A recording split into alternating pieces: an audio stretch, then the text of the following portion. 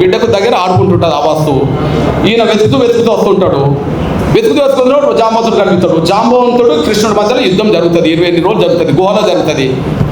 గుహలో జరుగుతుంది. యుద్ధంలో ఎవరు ఓడింది లేదు, గెలవలేదు. కాకపోతే మా జాంబవంతుడు అనుకుంటాడు, ఈ ప్రపంచంలోనే నాతో యుద్ధం చేసే వాళ్ళు ఎవరు లేరు, ఎవరైనా చేస్తుంటే దేవుడి రూపమే నా దగ్గరికి వస్తారు కాబట్టి నేను గత జన్మలో నేను రాముడిని అడిగాను, కృష్ణుడు వస్తాను కాబట్టి కృష్ణుడు ఏంటంటే నేనే అని చెప్పి ఆయన చెప్పుకుంటాడు. అప్పుడు బహుమానంగా ఏమిస్తాడు మా జాంబవంతుడు? ఎవరినిస్తాడు? ఎవరినిచ్చి పెళ్లి చేస్తాడు? మా జాంబవంతుడు ఇచ్చి పెళ్లి చేస్తాడు. ఇవన్నీ రామాయణం మహాభారతం ఉన్నది కదా. మరి జాంబవంతుడు మా బిడ్డ మా అక్కని ఇచ్చిందంటే ఎవరు మాకేమవుతాడో కృష్ణుడు చెప్పండి. మా జాంబవంతుడు మా పెద్ద ఆయన మా పెద్ద నాన్న అనుకుందాం. మా జాంబవంతుడు బిడ్డ మాకు పెద్ద అక్కే కదా. మా పెద్ద అక్కను ఎన్నో భార్యగా చేసుకున్నది మా కృష్ణుడే కదా. కృష్ణుడు మాకు బావ అవుతాడు కదా. మా బావ ఉన్న కాడ మేము ఎందుకు పూజారులంగా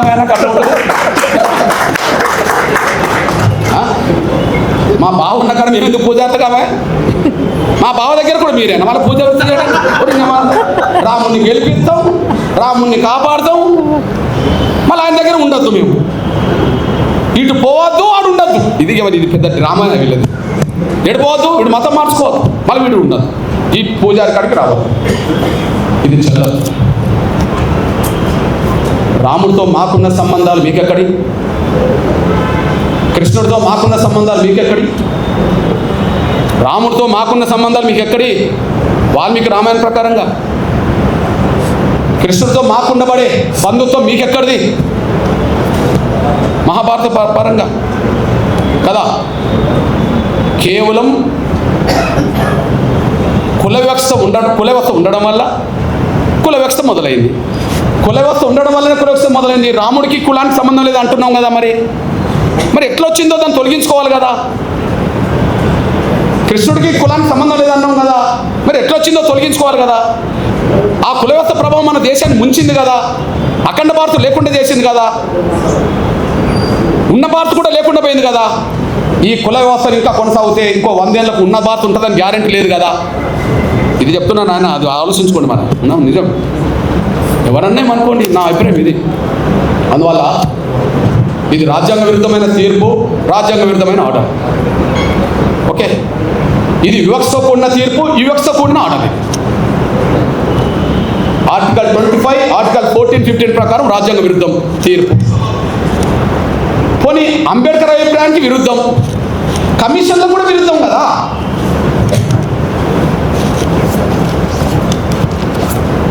రంగనాథ్ మిశ్రా కమిషన్ దళితులు క్రైస్తవ మతం తీసుకున్నప్పటికీ వాళ్ళ మీద కులవివక్ష పోలేదు, అంటరానితనం పోలేదు. దళితులు కులవివక్ష దళితులు క్రైస్తవ మతం తీసుకున్నా రంగనాథ్ మిశ్రా కమిషన్ రిపోర్ట్ ఇచ్చింది కదా, కేంద్రం వేసిందే. అదే సమయంలో ఇది 2007లో వేస్తే సతీష్ దేశపాండే కమిషన్ రిపోర్ట్ కూడా ఉన్నది. సతీష్ దేశపాండే కమిషన్ రిపోర్ట్ కూడా ఉన్నది, 2008లో వచ్చింది. ఇందులో కూడా దళితులు క్రైస్తవ మతం తీసుకున్నా వాళ్ళ మీద కులవివక్ష పోలేదు అని చెప్తున్నాడు. అంటరానితనం కొనసాగుతుందని చెప్తున్నాడు. ఇది కమిషన్ల అభిప్రాయానికి వ్యతిరేకం, కేంద్ర ప్రభుత్వం వేసింది. ఇది ఆర్టికల్ రాజ్యాంగం ప్రకారంగా రాజ్యాంగానికి వ్యతిరేకం. ఆర్టికల్ 25కి 14, 15కి వ్యతిరేకం. ఈ 1950 రాష్ట్రపతి ఆర్డర్ అనేది అంబేద్కర్ అభిప్రాయాలకు విరుద్ధం. ఇది మా స్వేచ్ఛకు విరుద్ధం, ఇది మా హక్కులకు విరుద్ధం. ఈ విషయంలో మీకు ఒక విషయం గుర్తు చేస్తున్నాను. నేను అంటున్నా, మన సనాతన ధర్మాన్ని బయట ప్రచారం చేస్తుంటాం. హిందూ ధర్మాన్ని ఇక్కడ కుల వ్యవస్థ గురించి అక్కడ చెప్పకుండా హిందూ ధర్మం గొప్పతనం గురించి మాట్లాడుతుంటాం. నేను అంటున్నా, ఈ మధ్య కాలంలో 100% ఫండమెంటల్గా ముస్లిం దేశాలుగా ప్రవక్త దేశాలు ఉన్న కాడ మన హిందూ దేవాలయాలు ఏర్పడుతున్న విషయం మనం మర్చిపోం.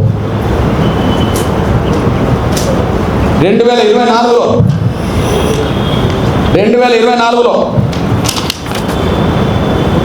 యునైటెడ్ ఎమిరేట్స్ అబుదాబిలో మన ప్రధానమంత్రి గారు 2024 ఫిబ్రవరి 14 అబుదాబిలో ప్రధానంగా హిందూ దేవాలయాన్ని ప్రారంభించి వచ్చిన విషయం మనం మర్చిపోవాలి.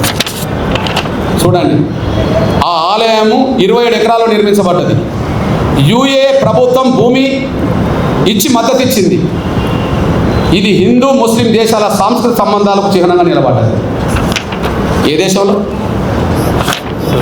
గౌరవ ప్రధానమంత్రి నరేంద్ర మోడీ గారు ఎక్కడికి వెళ్ళాడు? మన ప్రధానమంత్రి గారు అక్కడ హిందూ దేవాలయాన్ని ప్రారంభించడానికి వెళ్ళాడు కదా. అక్కడ హిందూ దేవాలయాన్ని ప్రారంభించడానికి వెళ్ళాడు కదా. అక్కడ 27 ఎకరాల్లో మన హిందూ దేవాలయం నిర్మించుకున్నారు కదా. దానికి అక్కడ ఉండబడే ముస్లిం ప్రభుత్వమే భూమి 27 ఎకరాల భూమి ఇచ్చింది కదా. ఆ ప్రారంభోత్సవానికి అక్కడ ఉండబడే రాజు కూడా వచ్చాడు కదా. ఏ రాజు? ముస్లిం రాజే కదా. ఆడ ప్రారంభోత్సవానికి ముస్లిం రాజే వచ్చాడు కదా. ఇప్పుడు పాశ్చాత్య దేశాలు అమెరికా క్రైస్తవ దేశం అని మనం అంటున్నాం అనుకోండి, అక్కడ హిందూ దేవాలయాలు కట్టుకుంటే ఎవరు అడ్డం పడలేదు కదా. ఆడ ఫలాని మతం ఉంటేనే మీకు ఉద్యోగాలు ఇస్తామని చెప్పలేదు కదా. అమెరికా పౌరుగా ఎవరు సభ్యత్వం తీసుకున్నా ఆడ కులంతో మతంతో ఏదంతో సంబంధం లేకుండా, ఆడ కులమైనది లేదు, ఏ మత విశ్వాసంతో సంబంధం లేకుండా అన్ని రైట్స్ అమెరికా ఇస్తున్నది కదా. అమెరికా అన్ని రైట్స్. ఇప్పుడు మన తెలుగు ప్రజల్లో బాగా చదువుకున్న పిల్లలు, ఉన్నత వర్గాల పిల్లలు ఎక్కడికి పోవాలనుకుంటారు? అమెరికాకు పోవాలనుకుంటారు. ఇక్కడ పోయేటోళ్ళందరూ ఎవరు? మెజారిటీ హిందువులు. ఆడ ఉద్యోగాలు చేసే వాళ్ళు ఎవరు? ఇక్కడ నుండి పోయి హిందువులే. మీరు హిందువులు కాబట్టి మీకు ఉద్యోగాలు ఇవ్వము అని చెప్పి, గ్రీన్ కార్డు ఉంటే మీకు ఇస్తాము అనేది ఎవరైనా వాళ్ళ భారత పౌరులు, ఈ దేశం భారత పౌరులకు ఇస్తుంది, ఇంకోరికి ఇవ్వదు కదా. ఆడ అమెరికా, ఇండియా నుంచి అమెరికా పౌరులుగా మారినా కూడా వాళ్ళకి ఇస్తుంది కదా. నీ కులం నీ మతం ఇతర అడగదు కదా. అంటే మనం మత విశ్వాసాల పేరుతో కుచించుకోబోతున్నాం. ఆ కుచించుకునే మనస్తత్వాన్ని తగ్గించుకోవాలా. విశాలమైన హృదయం రావాలి, విశాలమైన మనస్తత్వం రావాలి. ప్రపంచ మానవులు ఎవరు ఏ విశ్వాసాలు కలిగి ఉన్నా అందరూ సమానమే అనే భావనతో ఉండాలి. ఒకరు ఎక్కువ తక్కువ అనే భావన కాకుండా ఎవరు ఏ విశ్వాసం కలిగి ఉన్నా రాజ్యాంగం చెప్పినట్టుగా అన్ని మతాలను విశ్వసించి గౌరవించే విధంగా ఉంటే సరిపోతుందని చెప్పి రాజ్యాంగం రాసింది అంబేద్కర్.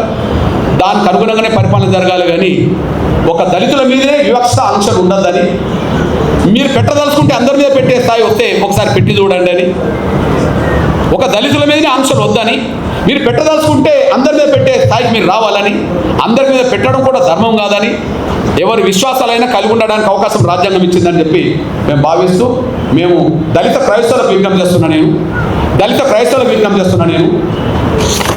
100 ఏళ్ళ నుండి ఈ సమస్య పరిష్కారం కాకపోవడానికి కారణం ఇది. 100 ఏళ్ళ నుండి ఈ సమస్య పరిష్కారం కాకపోవడానికి కారణం ఇది. 1950లో హిందువులు తప్ప మిగతా వాళ్ళందరూ ఎస్సీలు కాకుండా పోయారు. కానీ పంజాబ్లో అక్కడ దళిత సిక్కులు యుద్ధం చేశారు. వెంటనే 56లో దళిత సిక్కులు ఎస్సీ హోదా సంపాదించుకున్నారు. 1990 వచ్చేటప్పటికి దళిత బౌద్ధులు పోరాటం చేశారు. ఆ పోరాటానికి చిహ్నంగా దళిత బౌద్ధులు కూడా ఎస్సీ హోదా సంపాదించుకున్నారు. ముందు కేవలం హిందువుల వరకే పరిమితమైన, హిందూ దళితుల వరకే పరిమితమైన ఎస్సీ హోదా ఆ తర్వాత పంజాబ్లో పోరాటం జరగడం వల్ల అక్కడ 56లోనే వచ్చింది. మహారాష్ట్ర కేంద్రంగా న్యాయ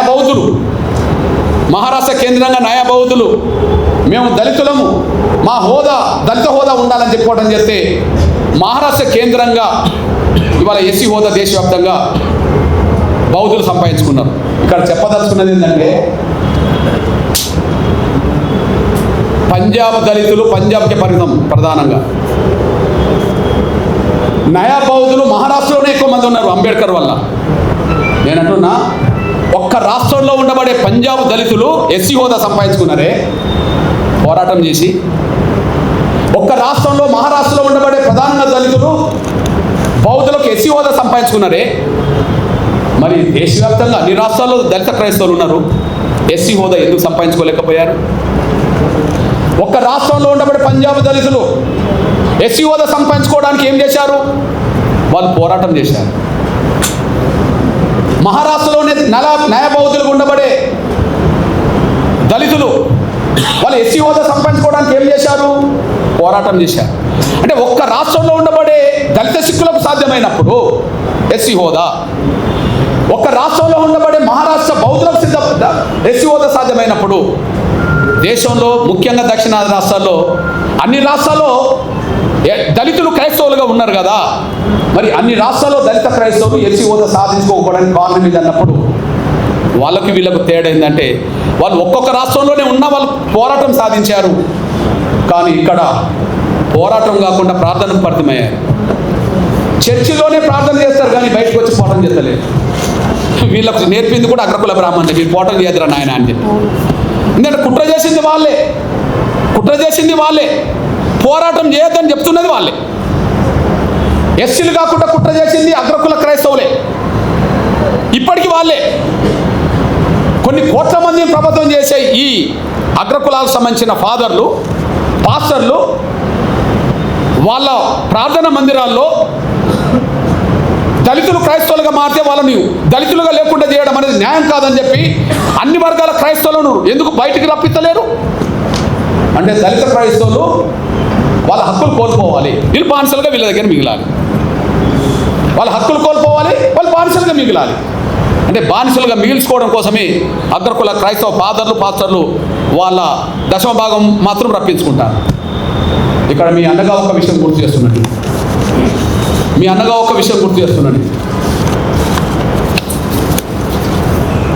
భారతదేశ దళితులు ముగ్గురిని స్ఫూర్తిదాయకంగా తీసుకోవాలి దళిత క్రైస్తవులు. నేను ఇప్పటికీ హిందూ మతంలోనే అంబేద్కర్ ఉన్నప్పటికీ దళిత క్రైస్తవుల గురించి మాట్లాడి, ఆయన బౌద్ధ మతం తీసుకున్నది 56లో కదా, అక్టోబర్ 14 కదా, అంతకుముందు వరకు మాట్లాడిన ఇవన్నీ ఉన్నాయి కదా. ఒక 10 సెంటర్లో మాట్లాడిండు, అప్పటికైనా హిందువుని. కానీ పైచేయి ఎవరిదైంది? కమ్యూనల్ అవార్డు వచ్చినప్పుడు పైచేయి ఎవరిదైంది? గాంధీ వారసులదే. అంబేద్కర్ కానివ్వలే, కమ్యూనల్ అవార్డు ఉండనివ్వలే. దళిత క్రైస్తవుల అంశం వచ్చినప్పుడు పైచేయి ఎవరిదైంది? గాంధీ వారసులదే అయింది. క్రైస్తవుల్లో కూడా బ్రాహ్మణుల అగ్రకులాలదే అయింది, దళితులు కానివ్వలే కదా.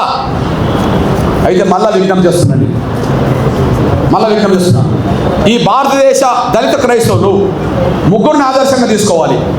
ఈ దేశంలోనైతే అంబేద్కర్ని ఆదర్శంగా తీసుకోండి, ఎక్కడ రాజీ పడకుండా యుద్ధం అయితే చేశాడు, నమ్ముకున్న వాళ్ళకు న్యాయం అయితే చేశాడు. మీరు ప్రపంచంలో ఉన్న వాళ్ళను మరో ఇద్దరిని తీసుకోండి, వాళ్ళు క్రైస్తవులే. ప్రపంచంలో మరో ఇద్దరిని తీసుకోండి, వాళ్ళు క్రైస్తవులే.